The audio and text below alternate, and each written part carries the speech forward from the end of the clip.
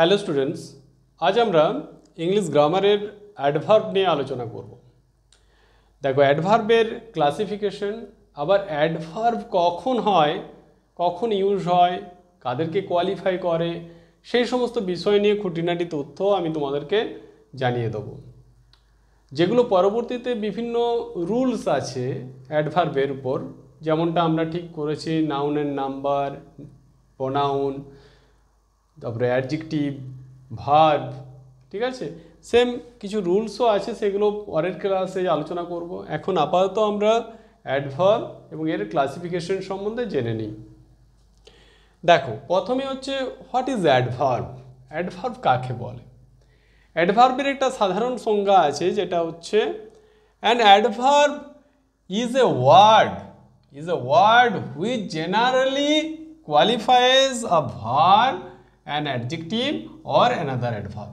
তাহলে আমরা যেটা জানি সেটা হচ্ছে অ্যাডভার্ব কি না, অ্যাডভার্ব হচ্ছে একটা শব্দ যেটা সাধারণত একটা ভার্ব, অ্যাডজেক্টিভ বা অন্য আরেকটা অ্যাডভার্বকে কোয়ালিফাই করে, তাই না? কিন্তু এর সাথে সাথে তোমরা যেটা নতুন জানবে বা যেটা নিয়ে আমি জোর দেবো, সেটা হচ্ছে এই অ্যাডভার্ব, অ্যাডজেক্টিভ বা ভার্ব ছাড়াও এটা কাদেরকে কোয়ালিফাইজ করে না, একটা পুরো সেন্টেন্সকে কোয়ালিফাই করতে পারে, বা এনি পার্টস অফ স্পিচ বা সেন্টেন্সের যে কোনো অংশকে এটা কোয়ালিফাই করবে, অ্যাকসেপ্ট নাউন অ্যান্ড প্রোনাউন।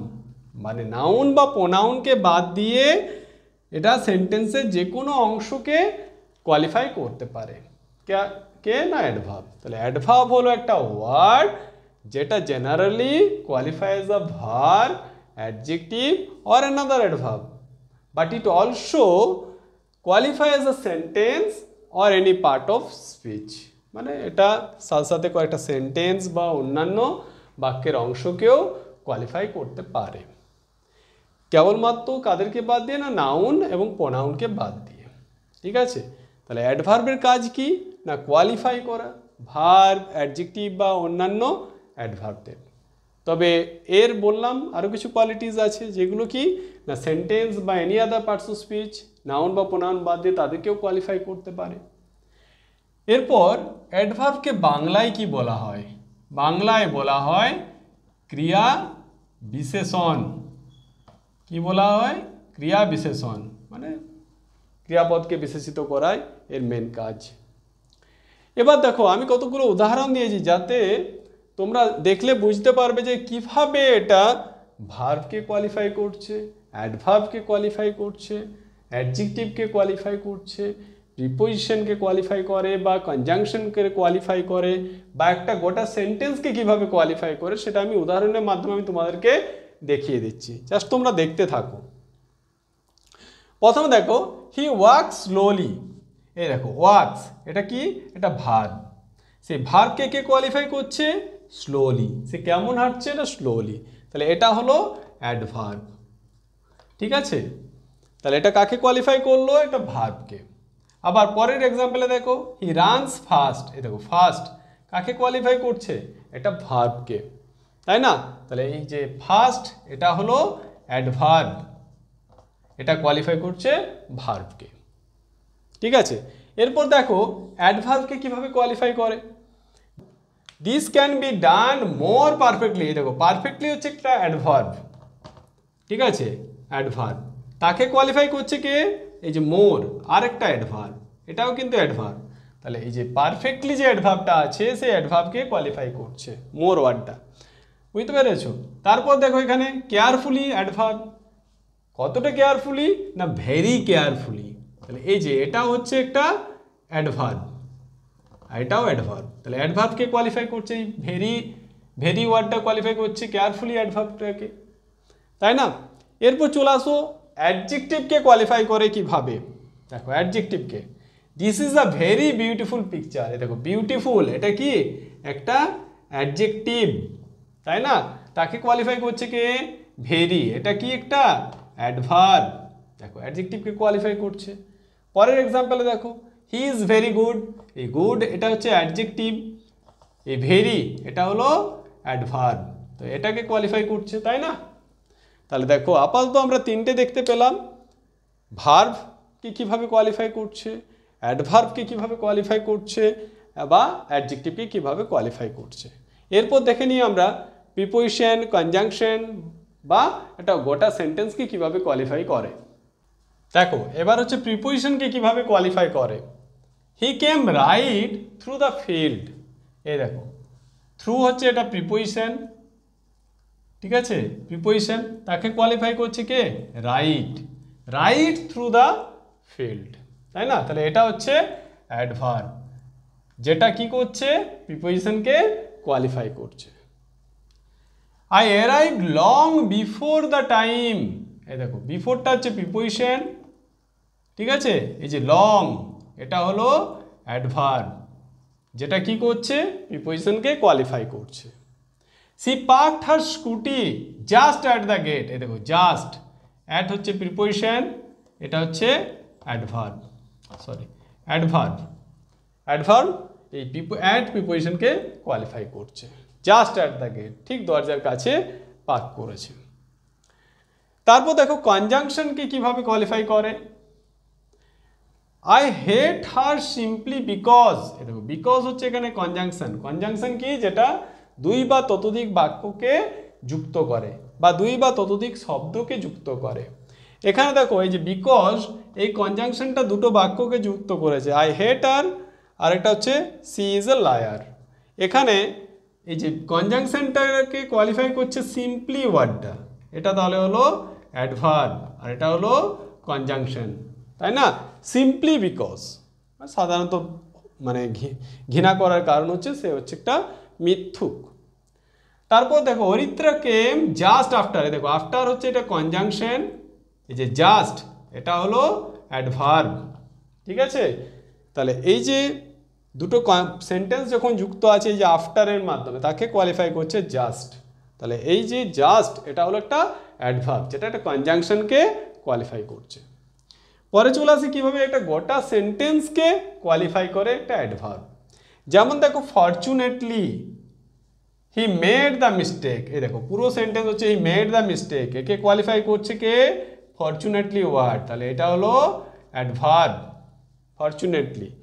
বা naturally Rohit Sharma plays well, স্বাভাবিকভাবে রোহিত শর্মা কি খেলে, ভালো খেলে, তাহলে এই যে ন্যাচারালি এটা হলো অ্যাডভার্ব, যেটা এই পুরো বাক্যটাকে কোয়ালিফাই করছে।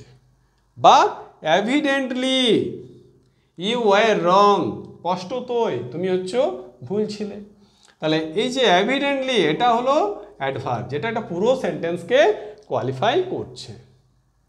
এরপর চলে আসি আমরা অ্যাডভার্বের ক্লাসিফিকেশনে। অ্যাডভার্বকে আমরা 9 ভাগে ভাগ করব। দেয়ার আর 9 টাইপস অফ অ্যাডভার্ব আমরা আলোচনা করব। এবার দেখো প্রথমে যেটা নিয়ে আমরা আলোচনা করব সেটা হলো অ্যাডভার্ব অফ টাইম। কি বললাম, অ্যাডভার্ব অফ টাইম। তাহলে বুঝতে পারছো যে সকল অ্যাডভার্ব সময়কে এক্সপ্রেস করার জন্য বা সময়কে বোঝানোর জন্য ব্যবহার করা হয় সেগুলো হলো অ্যাডভার্ব অফ টাইম। তাহলে এরা কি এক্সপ্রেস করবে, টাইমকে এক্সপ্রেস করবে। যেমন দেখো today, tomorrow, yesterday, the day after tomorrow, ঠিক আছে, এই টাইপের যে শব্দগুলো ওয়ার্ডগুলো আছে, যেমন অ্যাগো, বিফোর, হ্যাঁ, lately, last night, next day, next week, হ্যাঁ, লাস্ট উইক, লাস্ট মান্থ, হ্যাঁ, just, shortly, presently, since, recently, at present, এগুলো সবই হচ্ছে অ্যাডভার্ব অফ টাইম। এই যে লিস্টটা দেওয়া আছে তোমরা কিন্তু অবশ্যই এগুলো খাতায় লিখে নেবে, তাহলে তোমাদের কাছে একটা মানে কপি রয়ে যাবে, যেটা যে কোনো মোমেন্টে তোমরা দেখতে পাবে। আর এটা দেখার জন্য কিন্তু তখন আর ভিডিও দেখতে হবে না, তোমরা অবশ্যই এগুলো খাতায় নোট ডাউন করে নেবে, যেটা তোমাদের ইন ফিউচার হেল্প করবে। পরে যখন আমরা রুলসগুলো নিয়ে আলোচনা করব তখন বুঝতে পারবে এটার ইম্পর্টেন্সটা। চলে আসি পরের যে adverb of place. Adverb of, এখানে আমরা একটা উদাহরণ দিতেই পারি, যেমন দেখো অরিত্রা কেম হিয়ার ইয়েস্টারডে। এই দেখো ইয়েস্টারডে এটা হলো অ্যাডভার্ব, আবার এই হিয়ারটাও কিন্তু একটা অ্যাডভার্ব। ঠিক আছে, তাহলে এগুলো বিভিন্ন সেন্টেন্সে ব্যবহার হয় অ্যাডভার্ব হিসাবে। অ্যাডভার্ব অফ প্লেস মানে যে সকল ওয়ার্ড বা যে সকল অ্যাডভার্ব প্লেসে পরিবর্তে বসবে বা প্লেসকে এক্সপ্রেস করবে, সময় বোঝাবে, স্থান বোঝাবে, সেটা হচ্ছে adverb of place. To express place, here, there, where, hither, thither, near, near মানে জানো কাছে, অ্যাবাব উপরে, ব্যাকওয়ার্ড মানে পিছনের দিকে, ফরওয়ার্ড সামনের দিকে, আউটসাইড বাইরে, ইনসাইড ভিতরে, উইদিন মানে মধ্যে, সামওয়্যার মানে যে কোনো জায়গায়। এক্ষেত্রে মনে রাখবে এখানে কতগুলো লেখা আছে বা কতগুলো লেখা হয়নি, যেমন অ্যাবাব, বিলো, আপ, ডাউন, উইদিন বা উইদাউট। এদের ব্যবহার সবচেয়ে বেশি জেনারেলি এরা প্রিপোজিশন হিসাবে বসে। কী হিসাবে বসে বললাম? প্রিপোজিশন। কিন্তু তোমাদেরকে খেয়াল রাখতে হবে এদের অ্যাডভার্ব হিসাবেও ব্যবহার আছে। ঠিক আছে, আমি পরে এটা নিয়ে ডিটেলসে আলোচনা করে নেবো কীভাবে কোথায় প্রিপোজিশন হচ্ছে এবং কোথায় অ্যাডভার্ব হিসাবে ব্যবহার হচ্ছে, সেটা নেক্সট ক্লাসে তোমাদেরকে আলোচনা করব। এখন এই ক্লাসিফিকেশনটা কমপ্লিট করি। অ্যাডভার্ব অফ নাম্বার বা ফ্রিকোয়েন্সি, এটা কাকে বলা হচ্ছে? যখন কোনো একটা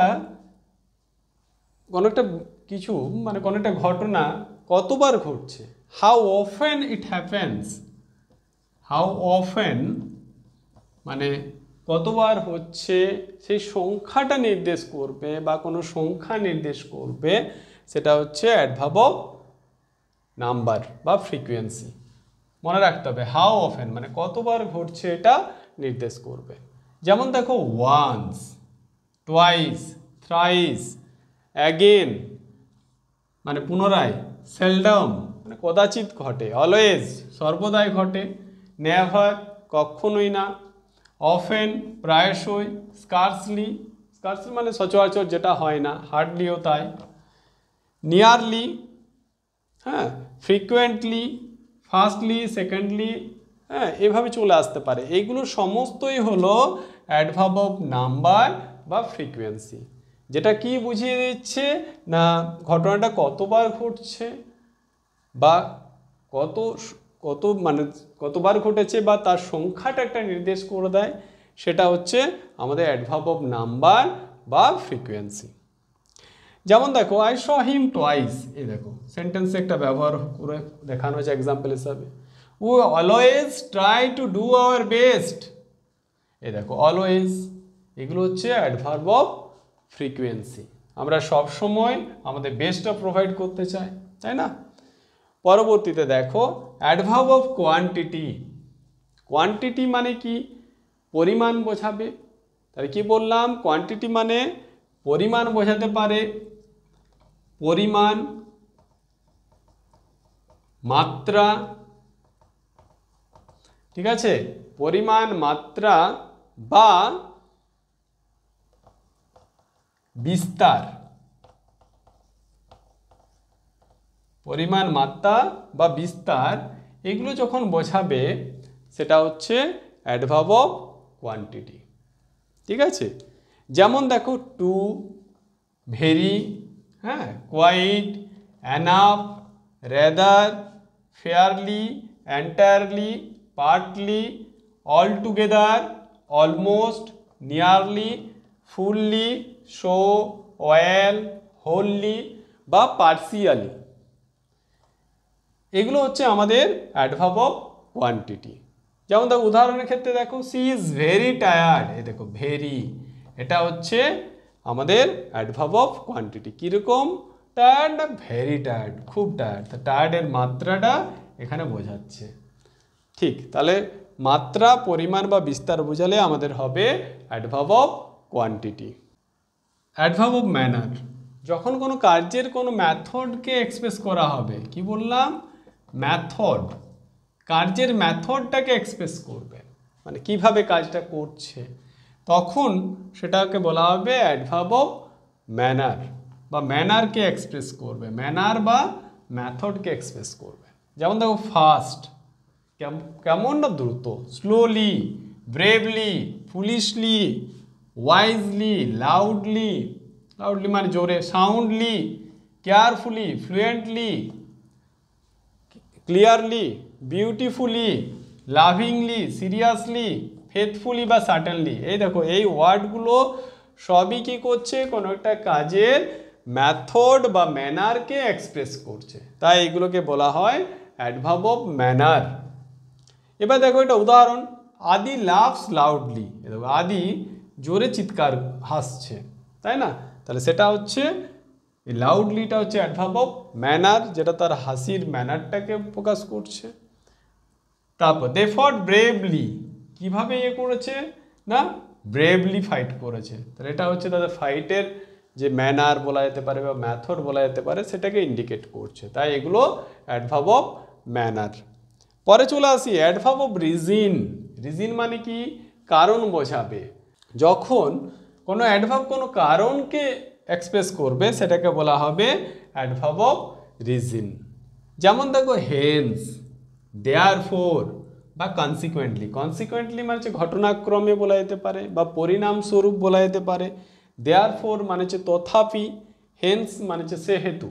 তাহলে এইগুলো হচ্ছে কোনো একটা কারণের ক্ষেত্রে অ্যাপ্লাই করা হয়, আর এইগুলোকে এই কারণেই বলা হয় অ্যাডভার্ব অফ রিজন। যেমন দেখো একটা উদাহরণ দেখলে বুঝতে পারবে, হি ওয়াজ দেয়ারফোর ডিসকোয়ালিফাইড। এই দেখো তার কারণটা কি না, ডিসকোয়ালিফাই করা হয়েছে কোনো একটা কারণের জন্য, তাই এটা কারণকে ইন্ডিকেট করছে, তার জন্য এটা অ্যাডভার্ব অফ রিজন। বা consequently she left the job, মানে ঘটনাক্রমে বা পরিণামে, কোনো একটা কাজের পরিণামে সে জবটা ছেড়ে দিয়েছে, তার জন্য এখানে ইউজ হচ্ছে কনসিকুয়েন্টলি। ওকে, দেখো যে সকল অ্যাডভার্ব প্রশ্ন করার ক্ষেত্রে ব্যবহার হবে তাদেরকে বলা হয় ইন্টারোগেটিভ অ্যাডভার্ব। যেমন when, how, where, what, why ইত্যাদি আরও আছে, এগুলো প্রশ্ন করার ক্ষেত্রে ব্যবহার হয়, তাই এদেরকে বলা হচ্ছে ইন্টারোগেটিভ অ্যাডভার্ব। যেমন দেখো হোয়ার ডু ইউ লিভ, এই দেখো হোয়ার, হোয়াই আর ইউ লেট, বা how far is your school. এগুলো প্রত্যেকটাই হচ্ছে অ্যাডভার্ব, যেগুলো প্রশ্ন করার ক্ষেত্রে ব্যবহার করা হচ্ছে, তাই এদেরকে বলা হয় ইন্টারোগেটিভ অ্যাডভার্ব। এরপর আসছি adverb of affirmation or negation, মানে হ্যাঁ বাচক বা না বাচক, মানে হ্যাঁ বা না বোঝানোর জন্য যে অ্যাডভার্বগুলো ব্যবহার করা হয় সেগুলো হচ্ছে অ্যাডভার্ব অফ অ্যাফার্মেশন বা নেগেশন। যেমন দেখো not, yes, no, probably, certainly, indeed, by no means বা নট এট অল। ঠিক আছে, এগুলো প্রত্যেকটাই দেখো হয় সম্মতি জানাচ্ছে মানে অ্যাফার্মেশন, বা বা অসম্মতি জ্ঞাপন করছে, তাই না? তাহলে হয় সম্মতি, না হলে নেগেশন মানে হচ্ছে অসম্মতি বা না বাচক আইডিয়া এক্সপ্রেস করছে, তাই না? সেগুলোকে বলা হচ্ছে অ্যাডভার্ব অফ অ্যাফার্মেশন বা নেগেশন। এবার দেখো I do not know the method. এই দেখো I do not know the method, এই যে নট, হ্যাঁ, শিওরলি, এই দেখো শিওরলি হি ইজ রাইট। তাহলে এই যে শিওরলি, নট, এগুলো হচ্ছে এই নটের মাধ্যমে নেগেশন বা শিওরলির মাধ্যমে অ্যাফার্মেশন এক্সপ্রেস করছে, তাই না? তাহলে এগুলো জাস্ট অ্যাডভার্ব অফ অ্যাফার্মেশন বা নেগেশন। পরে দেখো রিলেটিভ অ্যাডভার্ব। রিলেটিভ মানে কি, যেটা সম্পর্ক স্থাপনের ক্ষেত্রে কাজে লাগবে, দুই বা ততোধিক বাক্যকে যুক্ত করার ক্ষেত্রে কাজে লাগবে, তাদের রিলেশন এক্সপ্রেসে কাজে লাগবে, সেটাই হচ্ছে আমাদের রিলেটিভ অ্যাডভার্ব। যেমন দেখো হোয়েন, হোয়েন, হোয়াই বা হাউ ইত্যাদি আরও আছে। Do you know the time when, এই দেখো এটা দুটো বাক্যকে মধ্যে রিলেশন স্থাপন করছে। When the train will arrive, তাহলে এটা হচ্ছে আমাদের রিলেটিভ অ্যাডভার্ব। বা this is the place where Kabiguru was born, এই হচ্ছে জায়গাটা যেখানে কবিগুরু জন্মগ্রহণ করেছিলেন, তাহলে এটা হচ্ছে রিলেটিভ অ্যাডভার্ব। আশা করি তোমরা বুঝতে পেরেছো। তো আমাদের ক্লাস যদি ভালো লাগে তাহলে অবশ্যই আমাদের চ্যানেলটাকে সাবস্ক্রাইব করবে, এবং এই চ্যানেলটা অবশ্যই তোমরা তোমাদের যে পরিচিত বা বন্ধু বান্ধবদের মধ্যে শেয়ার করবে, যাতে তারাও আমাদের এই ক্লাসগুলোর বেনিফিট নিতে পারে। ক্লাসটা ভালো লাগলে অবশ্যই লাইক করবে এবং তোমাদের মতামত কমেন্টে জানাবে।